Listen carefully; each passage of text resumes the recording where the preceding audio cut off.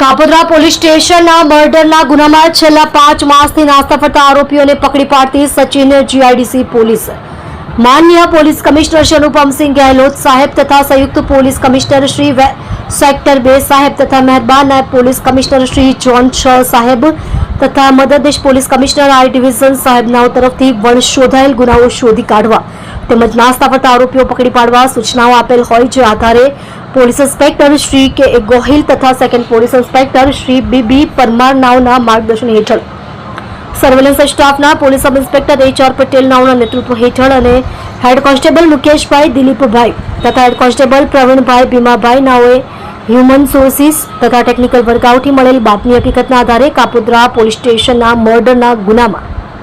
છેલ્લા 5 માસથી નાસ્તા ફરતા આરોપીઓ જયદીપ પંકજભાઈ મહાલે રાજપૂત ઉંમર વર્ષ 19 રહે ઘર નંબર 81 ચંચલનગર સોસાયટી મુરગા કેન્દ્ર વડવાળા સર્કલ કાપોદ્રા સુરત મૂળ ગામ નાને તાલુકો ધુલિયા જિલ્લો ધુલિયા